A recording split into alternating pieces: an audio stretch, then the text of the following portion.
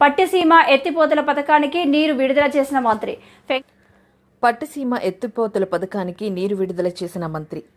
కరువు రహిత రాష్ట్రంగా చేయాలన్న ఉద్దేశంతోనే పోలవరం ప్రాజెక్టు నిర్మాణాన్ని టీడీపీ అధినేత ముఖ్యమంత్రి చంద్రబాబు చేపట్టారని మంత్రి నిమ్మల రామానాయుడు తెలిపారు. బుధవారం ఉదయం తాళ్లపూడి మండలం తాడిపూడి ఎత్తిపోతల పథకం ద్వారా గోదావరి నీటిని మంత్రి విడుదల చేశారు. నీటి విడుదలతో ఉమ్మడి పశ్చిమ గోదావరి జిల్లాల్లో 2.5 లక్షల ఎకరాలకు సాగునీరు, వందలాది మంది గ్రామాలకు తాగునీరు లభ్యం కానుంది. ఈ సందర్భంగా నిమ్మల మాట్లాడుతూ పోలవరం నిర్మాణం ఆలస్యం అవుతుందనే కారణంతో పట్టిసీమ ఎత్తిపోతల పథకాన్ని చంద్రబాబు చేపట్టారని, ఈ పట్టిసీమ పథకం బంగారు పథకంగా మారిందని చెప్పుకొచ్చారు. ప్రతి ఏడాది 10 లక్షల ఎకరాలకు సాగునీరు, వేలాది గ్రామాలకు తాగునీరు ఇస్తున్నామన్నారు. గత 5 ఏళ్లలో జగన్ ప్రభుత్వం పూర్తిగా నిర్లక్ష్యం చేసిందని విమర్శించారు. కృష్ణా డెల్టాకు సంబంధించి ఏదైతే ఫస్ట్ క్రాప్ ఖరీఫ్కి సంబంధించి సాగునీరు కానీ, అదేవిధంగా త్రాగునీరు సమస్య ఏదైతే ఉందో అది పోలవరం ప్రాజెక్టు పూర్తయ్యేంత వరకు వేచి చూడకుండా వారికి సాగునీరు, త్రాగునీరు అందించాలి.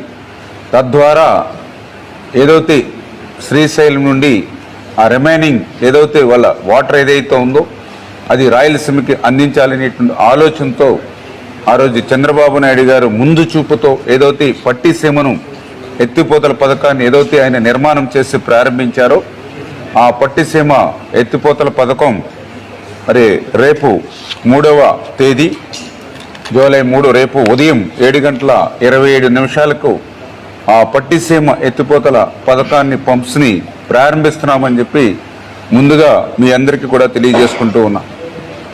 అదేవిధంగా ఏదైతే మరి తాడిపూడికి సంబంధించి మరి ఏదైతే అక్కడ 875 క్యూసెక్కుల నీరు పంపించడానికి ఏదైతే వీలు పడుతుందో దాన్ని కూడా రేపు తాడిపూడిని కూడా ఎత్తిపోతలను కూడా ప్రారంభిస్తూ ఉన్నాం.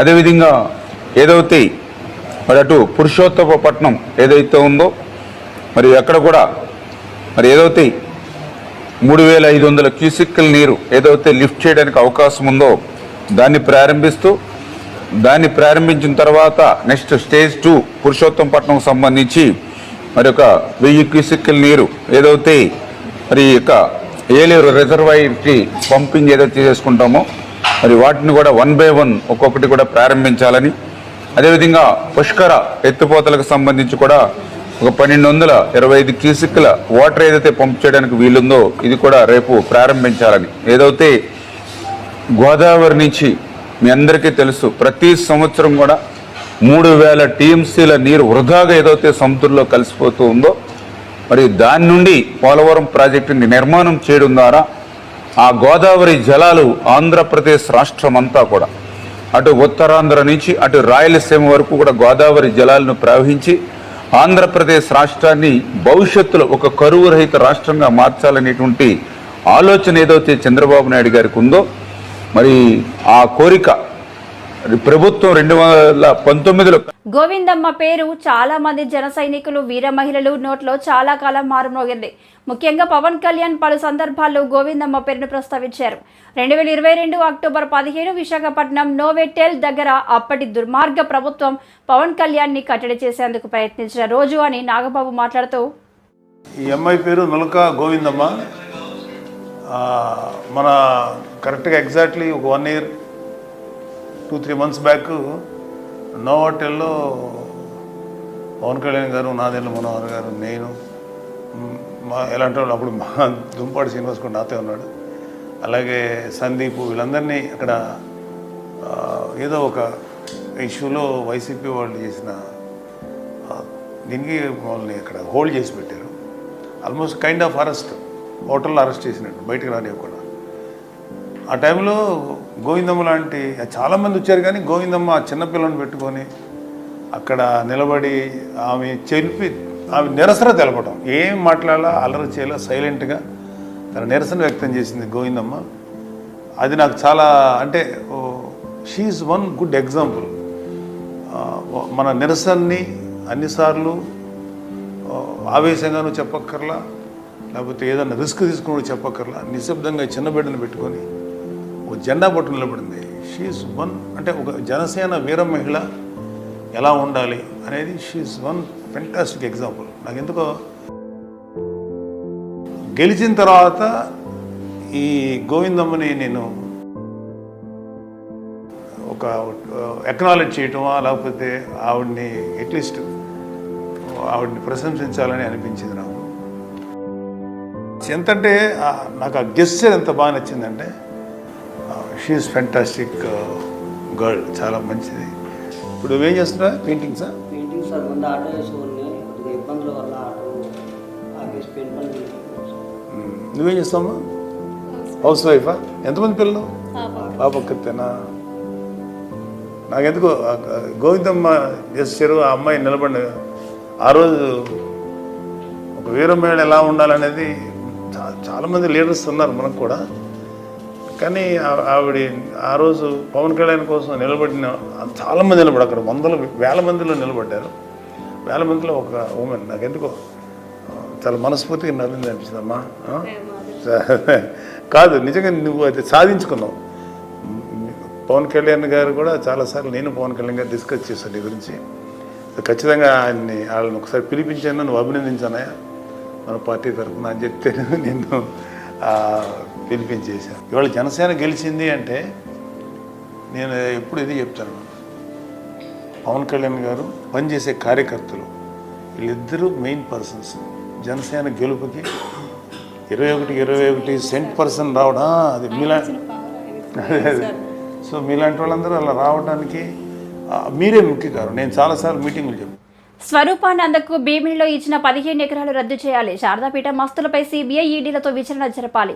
నకిలీ శారదాపీఠాన్ని మూసేసి అటువంటి రాకుండా చర్యలు తీసుకోవాలి అని స్వామి శ్రీనివాసానంద జనసేన నేత మూర్తి యాదవ్ డిమాండ్. బ్లాక్ టికెట్లు అమ్ముకునేటువంటి పండు అని పిలువబడేటువంటి స్వరూపానంద సరస్వతిగా ఇవాళ నకిలీ స్వామిగా అవతారం ఎత్తినటువంటి, అదే అల్లిపురంలో షటిల్ బ్యాట్లకి గట్టింగ్ కట్టుకునేటువంటి ఒక సామాన్య వ్యక్తి నకిలీ స్వామి ఎవరైతే ఉన్నారో, ఈ దొంగ స్వామి స్వరూపానంద సరస్వతి ఎవరైతే ఉన్నారో, స్వరూపానంద సరస్వతి అప్రకటిత శారదాపీఠం అని చెప్పి తనకు తానుగా సొంతంగా తన పీఠానికి అనుబంధంగా ఎటువంటి దేవాలయాలు లేకపోయినప్పటికీ కూడా వేద మంత్రాలు కానీ వేదాలు కానీ ఏవీ రానటువంటి స్వరూపానంద సరస్వతి శారదాపీఠం పెట్టి సాక్షాత్తు ఏదైతే చిన్నముసిరివాడలోనే రెవెన్యూ శాఖ భూముల్ని ఆక్రమిస్తే రెవెన్యూ శాఖ అధికారులు నోటీసులు ఇచ్చి జగన్మోహన్ రెడ్డి ప్రభుత్వం అండగా ఉందని చెప్పి వెనుదిరిగిన వైనాన్ని మనం చూసాం. దాంతో సరిపోకుండా శారదాపీఠాన్ని వైసీపీ క్యాంపు కార్యాలయంగా, ఉత్తరాంధ్ర క్యాంపు కార్యాలయంగా, అవినీతి అక్రమాలకి అడ్డాగా, సెటిల్మెంట్కి ఒక పెద్ద అడ్డాగా మార్చినటువంటి శారదాపీఠం స్వామికి ఇక్కడ భీమిలిపట్నంలో ఉన్నటువంటి కొత్త వలస గ్రామంలో సర్వే నెంబర్ 102/2లో 7 ఎకరాల 76 సెంట్లు, సర్వే నెంబర్ 103లో 7 ఎకరాల 36 సెంట్లు, 15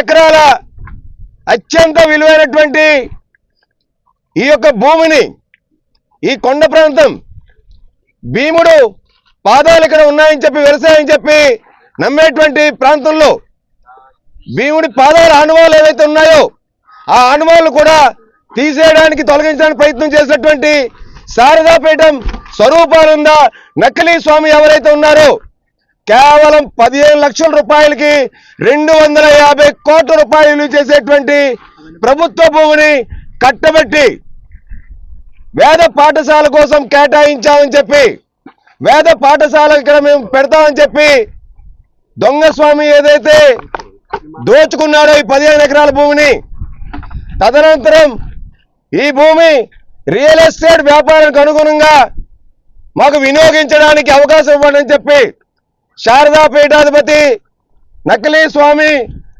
విశాఖ శారదాపీఠానికి ఏదైతే స్థలం కేటాయించగానే వాళ్ళు రోడ్డు నిర్మాణం చేసి చాలా స్వామి భక్తిని ప్రదర్శించి, అలాగే ఈరోజు మేము అడుగుతున్నాం ప్రభుత్వాన్ని, గత ప్రభుత్వాన్ని, అయ్యా ఈ భీమునిపట్నం చారిత్రాత్మకమైనటువంటి ఆనవాళ్ళు మీరు చూడలేదా? సాక్షాత్తు భీముడే ఇక్కడ తపస్సు చేసి పంచపాండవులు కూడా ఇక్కడ తపస్సు చేసినట్టుగా చారిత్రకమైన అనేక శాసనాల ద్వారా మనకు తెలియపరుస్తూ ఉన్నాయి. అటువంటిది పర్వతాల మీద వృక్ష సంపద ఉన్నది, వన సంపద ఉన్నది, వనమూలికలు ఉన్నాయి. ఎంతో ఆధ్యాత్మికమైనటువంటి కేంద్రం ఇది.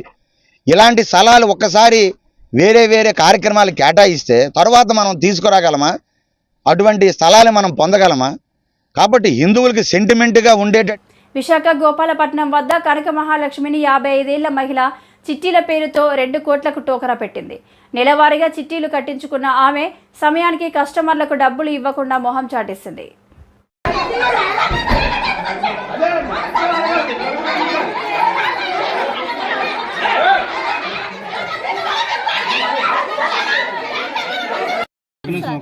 నేను కూడా 5 లక్షల చీటీ 3 లక్షల చీటీ వేసుకున్నాను సార్. వేసుకొని 3 నెలలు మా మేనకోళ్ళ ఇంట్లో ఉంది సార్. చెప్పలేదు అసలు. నాకే కదా డబ్బులన్నీ కూడబెడుతుంది అనేసి నాకు ఒక ముక్క కూడా చెప్పలేదు. లేదు కట్టడమే మానేద్దరు.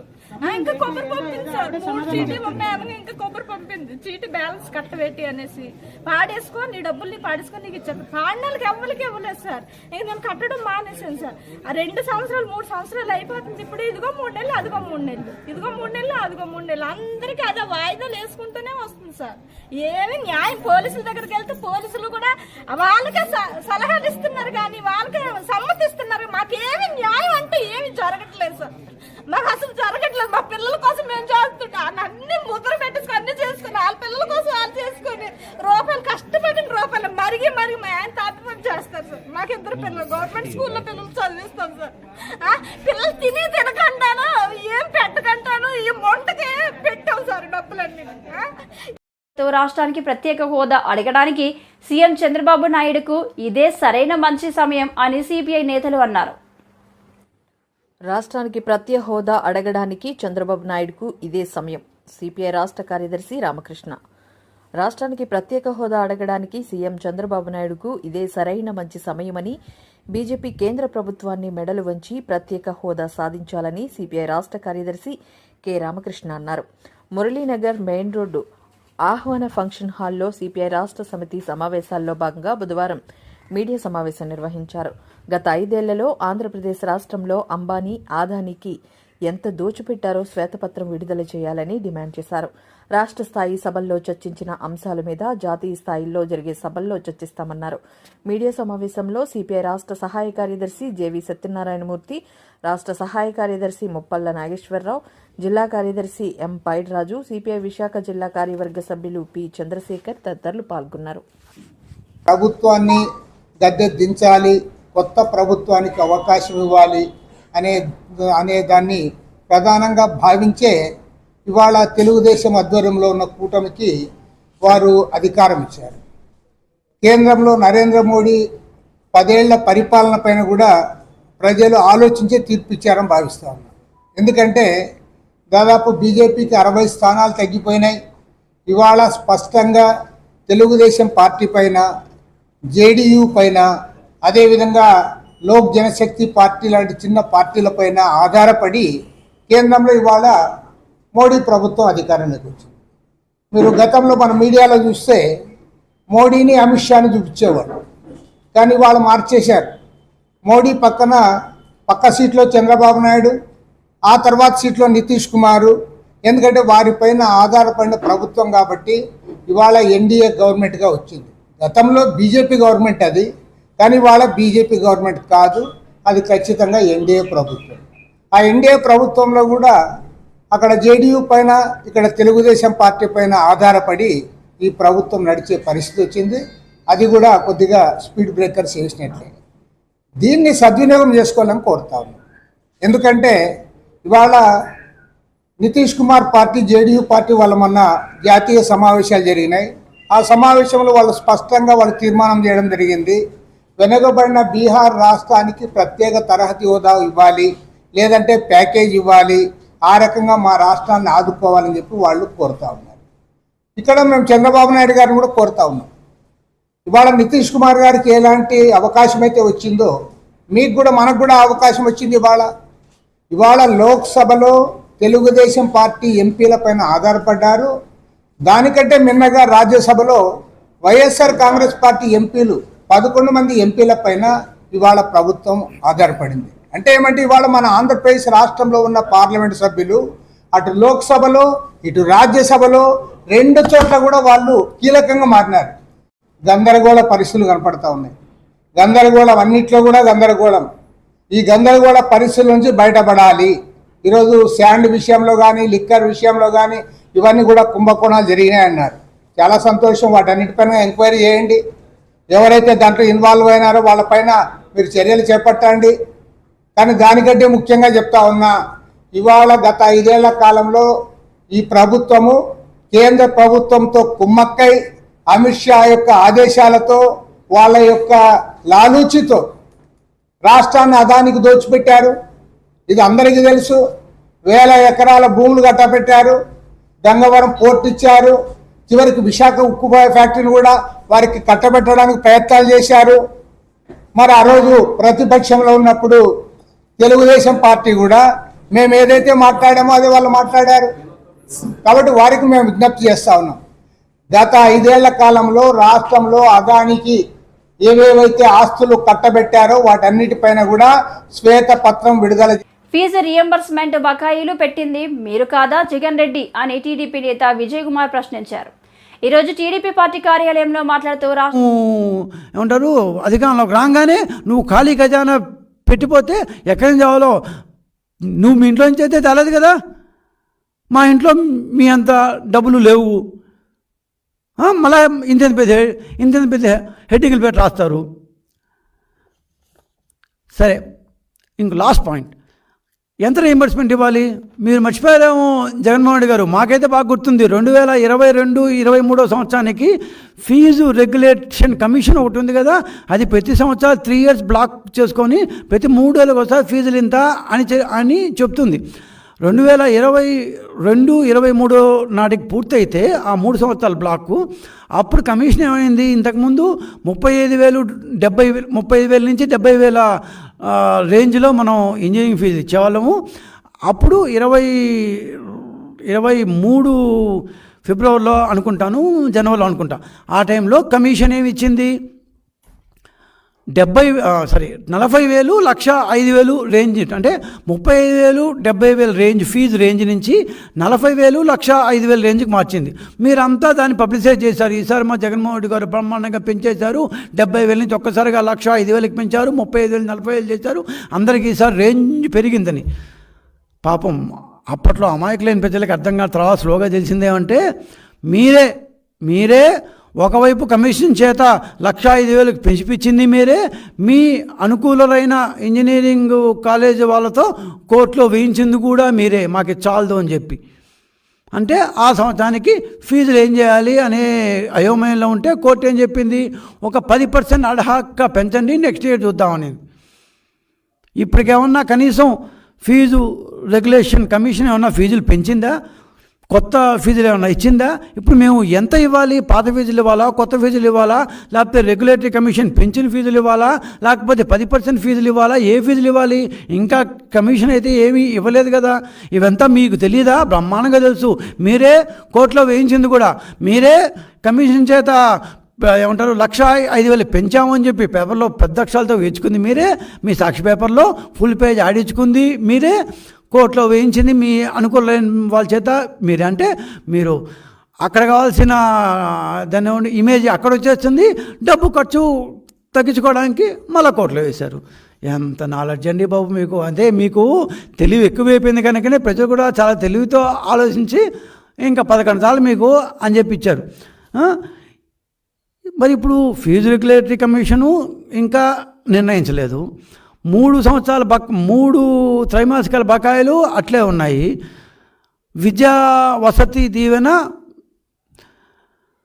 మీరు 12 కోట్లు బాకీ ఉన్నారు. ఇవేవి కాకుండా ఇప్పుడు మేము అర్జెంటుగా వచ్చేసి మేము ఇచ్చేయాలంటాం. మేము ఇవ్వమని చెప్పట్లేదు. మేము గవర్నమెంట్ తీసుకున్న తర్వాత మా కర్మ కాబట్టి ఏమంటారు, మీరు చేసిన అప్పులు మేము తీర్చాలి. ఎందుకంటే government is a continuous thing. So మీరు తప్పో ఒప్పో దానికి మీకు శిక్ష ఏం పడుతుందో మీ కూపీ లాగి మీ యొక్క దీన్నన్నింటినీ చట్టం ముందు తెస్తాం ఖచ్చితం. బట్ అప్పులు చేసినప్పుడైతే ఎవరైనా తీర్చాల్సిందే కదా. 9,44,666 మంది విద్యార్థులు ఉసూరు పోసుకున్నావు. మరి వైనాట్ 175 ఉంటాయి. మరి ఎట్లా వస్తాయి? ఇంతమంది విద్యార్థులే ఇంతమంది ఉన్నారు. ఇంజనీరింగ్ విద్యార్థులు అంటే దాంట్లో సగం మంది ఓటు హక్కు ఉంటుంది. పాపం మర్చిపోయినారు మీరు. సో ఓట్లు లేపక